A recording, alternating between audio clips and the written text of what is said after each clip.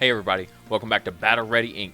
So this past weekend we've had a slew of new tournaments come in, as well as the weekend before we had the PBG, as well as other big tournaments that have gone across the nation, as well as across other nations as well. Canada had theirs. I believe that Central America had theirs as well, and we've seen so many game changers. What we thought was the BT4 meta, surprisingly, having some issues. It's a couple of decks have just kind of stormed in and taken over. All right, let's see what we got.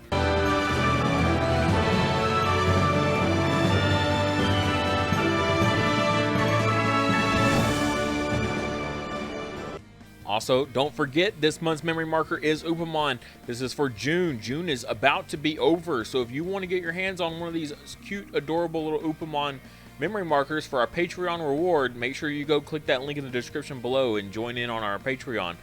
These are all handmade out of clay by my wife.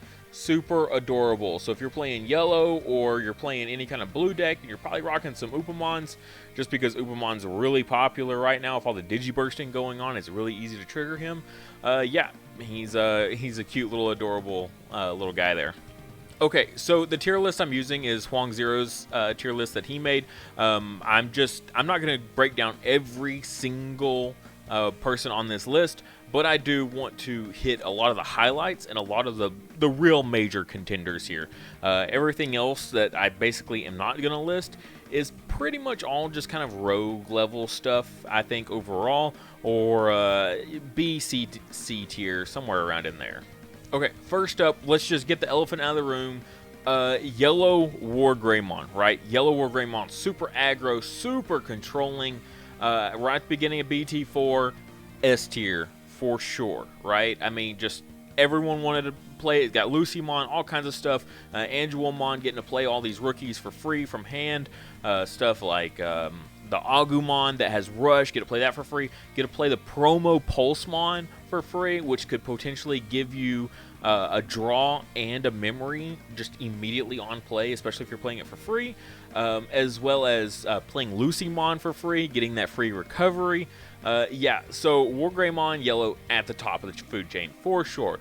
Now, there were arguments that Grand Kawagamon, green OTK, a lot of people were flocking to it, saying it was going to be the best deck right there next to Yellow Wargreymon. Some were saying it was going to be better. A fair amount of people were saying it was going to be the best deck, just blows out the competition.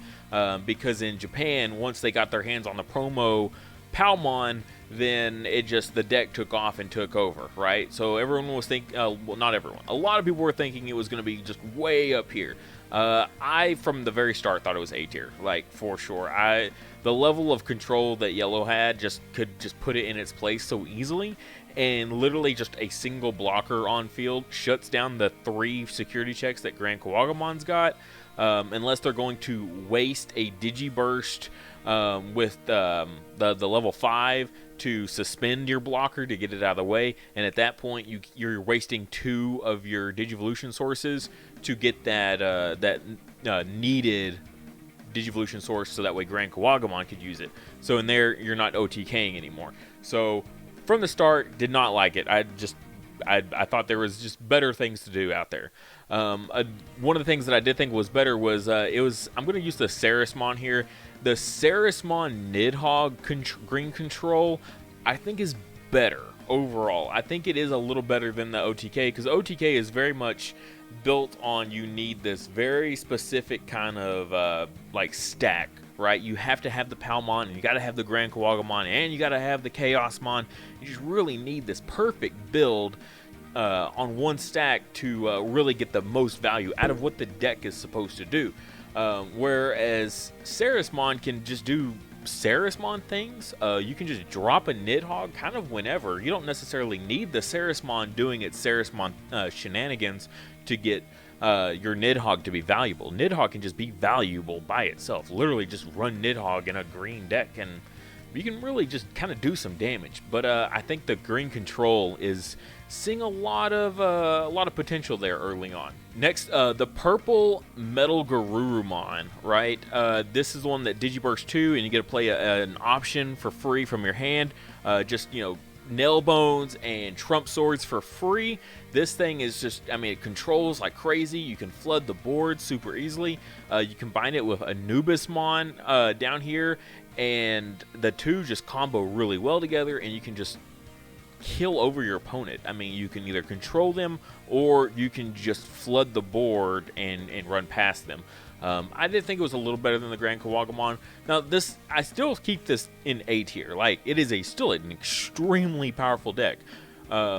But just early on, these were kind of like the top 4, I would say, that most people were talking about. Maybe not necessarily just a Sarismon green control, or it could have just been anything with Nidhogg. But I think this, instead of just putting a Nidhogg up here, just go with the Sarismon instead, because it's a little bit more specific. Because Nidhogg could just kind of go in any green deck. It doesn't really need its own slot, because it can just kind of fit everywhere. All right, and that's what we were looking at initially. Okay, this is the initial main stuff that we're really thinking was going to just take the meta by storm and run with it. Now what we've seen, though, is a big change in what's actually doing well. Yellow still doing very, very well. It's topping events. I mean, out of all the top 8s, it's pretty much having half of all of them just every time, half everywhere. Grand Kawagamon, hardly seen at all. Okay, maybe I was giving it too much credit at A, but it seems like it might even be B tier. I know some people are going to be super angry with me saying that. We just haven't seen the results for it at all. It could still maybe be an A tier, because there's going to be a lot of stuff in A tier that's just not on par with Wargreymon. Wargreymon just still just topping events like crazy. Green control, not as powerful as people were hoping it for as well. We'll probably put Green Kawagamon back up here, because all these decks are fundamentally about the same across the board.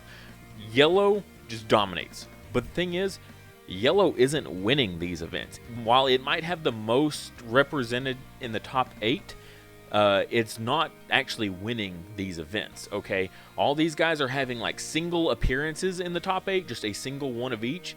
But what won the PPG, right, was Imperiodramon. Imperiodramon got first place. Why? Why did this old deck with these outdated cards that should have been power creep by now, why is it winning? Okay, look at what's popular right now. What these 4 right here that I put up, these are the popular decks right now that are just being flooded into, you know, out of 100 decks, they're like 80% of the decks is just these 4. And then you're going to have like that 20% of rogue of just people trying different stuff. Imperiodramon in that category of formerly rogue category, winning. Why is it winning, though? It's because it's a very aggro-centric deck. It is very fast, right? With just jamming Vmon and then digivolving up into like a Pyldramon and then going into Imperiodramon on top of the Pyldramon. You're looking at, you know, 4 swings there pretty easily. 3 in the one turn with the Imperiodramon here, right? And then you just need 1 more swing per game. Why do I say that? Because yellow over here is just killing itself. It brings itself down to 3 security using stuff like Blinding Ray, and then using Wargreymon's ability to get yourself to 3 so you can start triggering the Angelomon. And that's where yellow likes to see itself. It likes to sit at 3. And when it does it to itself, it makes itself vulnerable for stuff like Imperiodramon that's just super, super fast. It can just stack up really quickly and then just start swinging like crazy. So it's just running over these decks. And with jamming, it has nothing to fear. Most decks right now aren't playing options that are just killing stuff. So they have nothing to really worry about running into yellow stack here. Same with these other decks down here. Just for the most part, nothing. As long as you got jamming, you're fine. Grand Kawagamon's not running anything like that. Green in general doesn't usually run anything in security that you have to worry about, except for maybe like a flower cannon or something. But again, jamming doesn't care about that. It cares about the big stuff. So it's just a really good counter to the meta as it is currently standing. Now, what we're going to see now that we're seeing these decks top is people are going to shift to play these decks, and then people are going to shift to play the old decks that used to beat those. So whatever used to beat Imperialdramon is now going to come out and see more play to beat the Imperialdramon back, right? And then it's a vicious cycle right now, which is kind of neat because it's not just like one yellow Wargreymon deck to beat them all, right? We actually get to see it's more of like a rock paper scissors right now. It's this deck is really good to beat this old style of play, and then this old style of play is getting beat, is really good against this style, and it's just a continuous motion here. What else did we see top literally just this past weekend? Security control, right? McDonald's, the yellow-red decks, just beating everybody because these yellow decks, I mean, you're relying on your Wargreymon here to get multiple security checks and then summoning all this stuff out with the Ancientgarurumon. But every time anything hits into security, this deck is just killing it. So you're never getting anywhere. All that really high octane, just push really fast, is just getting blown out by this security control. They're just getting all this recovery, and every time you crash into it, you die. You're either going to trigger more recovery, and it's going to keep recovering until it recovers into something that's so strong that it kills whatever it's attacking. And also with the Grand Kawagamon matchup, right? They try to OTK, but then it ends up that this security control just keeps recovering, and this OTK strategy doesn't work because you're getting this one big round of big hits off, and then that's it. Also, that jamming is only going to work for the big stuff. It's not going to work for the gazillion options that are being played in this. So security control over here outdoing the Imperialdramon deck, right? So security control beats Imperialdramon. Imperialdramon beats yellow, right?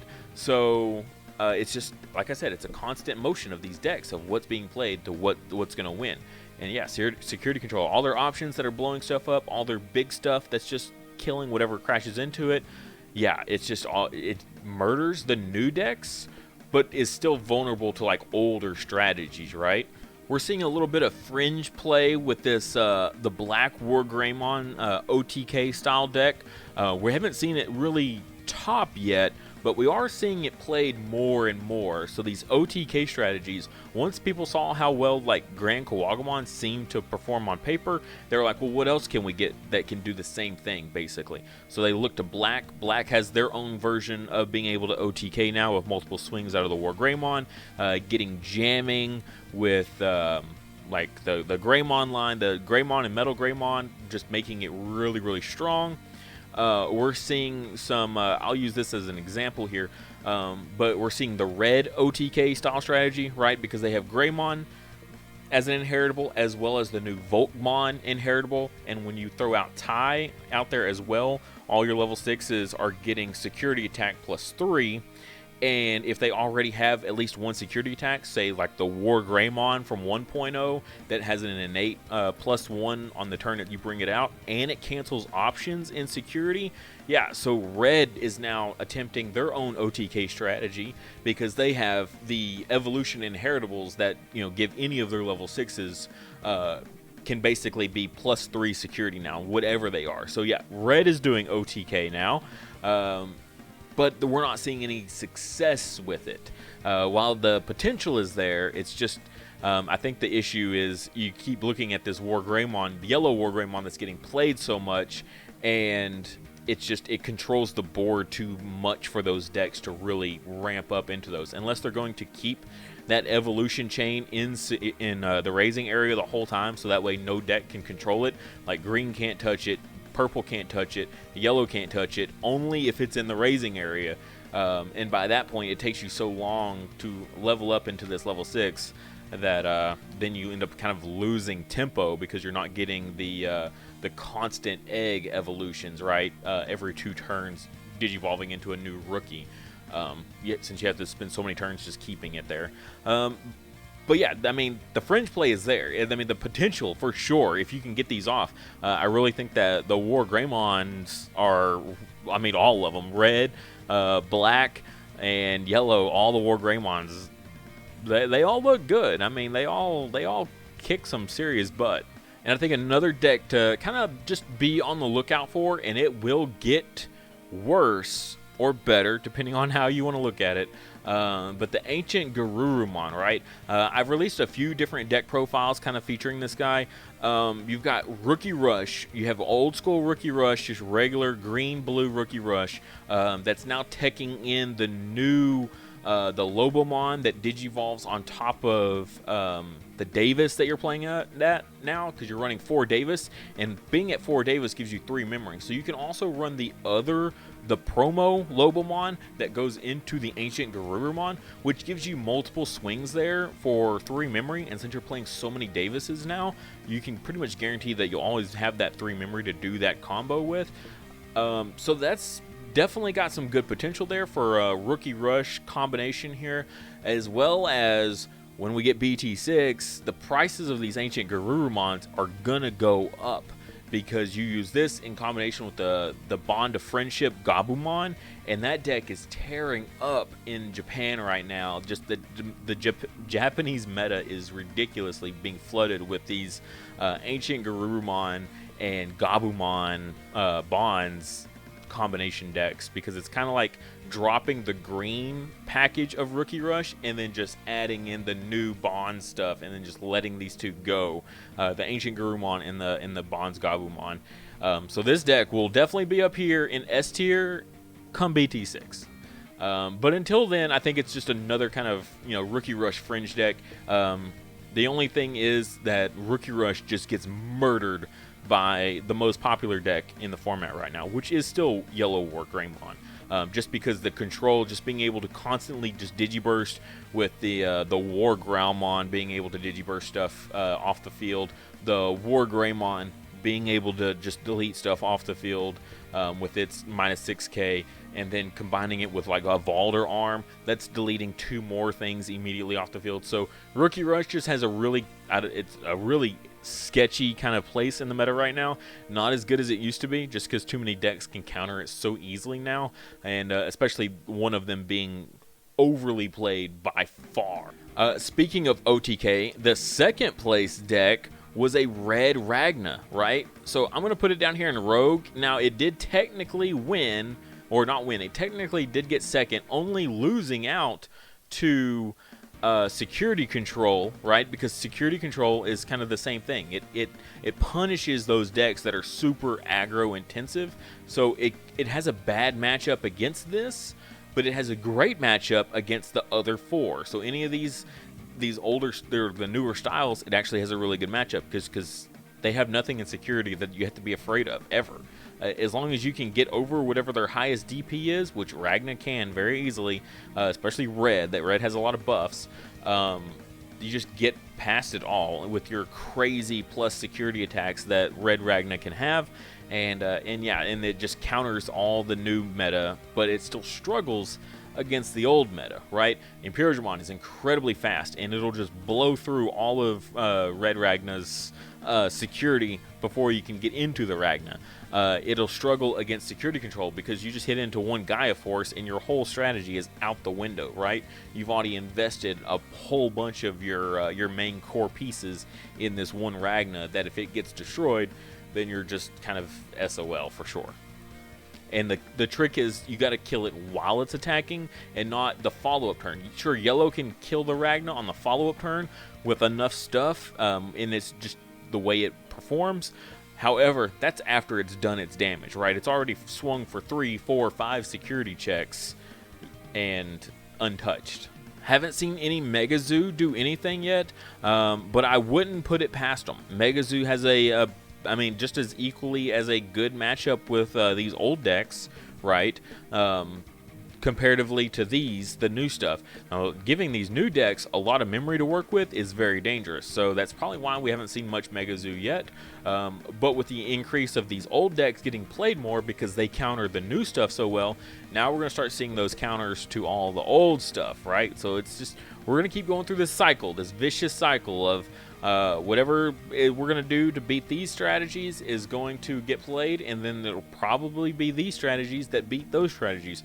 So every tournament, it's going to be mind games now of what is the best meta call going in. What is popular right now? I need to play what counters the most popular thing. If I'm going to expect 50% of the player base to play Yellow, Yellow War Greymon, I need to play something that's going to counter that Yellow War Greymon, and that's what I'm going to play.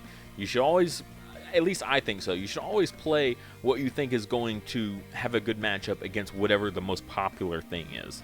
I mean, that kind of applies for most card games. I think these are kind of our main two, what we're looking at. Everything else is going to be kind of fringe. The Don Devi is just kind of a casual deck. It's got too much consistency issues to be super like meta. Anubismon by itself, like purple Rookie Rush, just straight purple Rookie Rush, I don't think is quite formidable enough, just because it doesn't have enough like kind of working with it, right? A lot of the purple rookies aren't just absolutely busted. Like there's no jamming Vmon, right? Or stuff that's going to give you recovery like yellow has. It's almost there, but you kind of throw Anubis into a purple deck here and there. We haven't seen D-Brigade do anything as fun and as awesome of a deck as it is. We haven't seen it perform yet. Mastimon, while we did have it on the channel last week, has some good matchups here and there. I don't think it's going to be like a go-to meta call. As long as War Greymon's in the mix, I think it has a bad matchup against Yellow War Greymon for sure. Omnimon, still not quite there. I don't think we're going to see any Omnimon play in BT4. BT5 rolls around. Yeah, we'll see some Omnimons coming back because the red support is ridiculous. The blue support is amazing. So we're going to totally see some Omnimons coming back for BT5. As sad as it is, I haven't seen the Hercules Kabuterimon deck perform yet. I've been wanting to play it myself, but literally I've been waiting 2 weeks for my cards to get here that I ordered, and they're not here yet. If they're not here tomorrow, I am totally like sending an email being like, where's my stuff? I've been waiting and waiting. So hopefully I'll get the rest of that. I was only able to get one green starter deck, so had to order my extras.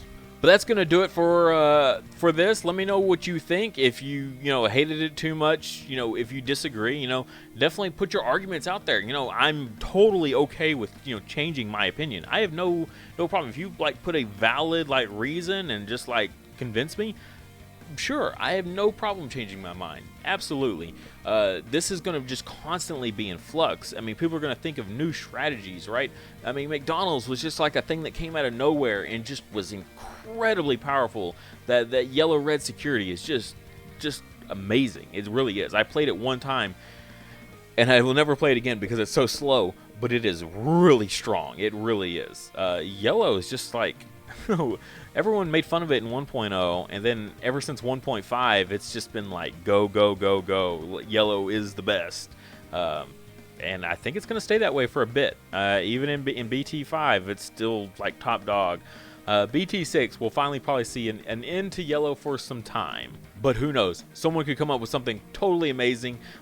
Just bring it to one big tournament, and then it's just on the map forever. Okay, so Mega Zoo, McDonald's, looking at you guys. There's potential out there. There's always potential. Sometimes you just got to think of the craziness and just bring it and see what happens, and then you'll be blown away at how amazing just this crazy like thought can just absolutely blow out the competition. Thank you guys so much for watching. If you enjoyed this video, please like and comment, as well as subscribe if you haven't already. If you enjoy this type of content, I try to put it out as much as possible, so definitely subscribe. Also, if you really enjoyed the content, check out my Patreon. I have a link in the description below for it. You can get access to my Discord server, as well as if you're a Dragon Village M fan, account takeovers where I help you out with your account. If you're a Digimon fan, I've got monthly giveaway. Well, not even giveaways. I've got monthly merch that's specific to Patreon. Stuff like memory counters, custom made. This is the baby form of Vmon here. There's going to be more in the works also. So lots of memory counters, all kinds of awesome Digimon merch. So definitely check out that tier. And if you're just all out crazy, there's other tiers if you're that dedicated. As well as check out my Teespring. I've got awesome merch there. Official Battle Ready Ink merch. Awesome phone cases for you Digimon fans out there. They've got them for iPhones as well as Samsungs. So they are super sweet. If you've seen the last Digimon movie, that's where these are from. I had a friend of mine custom make these so that way they fit perfectly on these phone cases. They look super good. So definitely check those out. But at the end of the day, if you can't do any of that, just like I said, like the video. That helps a ton. And subscribe. It doesn't hurt, but it helps me. So that's what's the real benefit. And as always, I'll see you next time.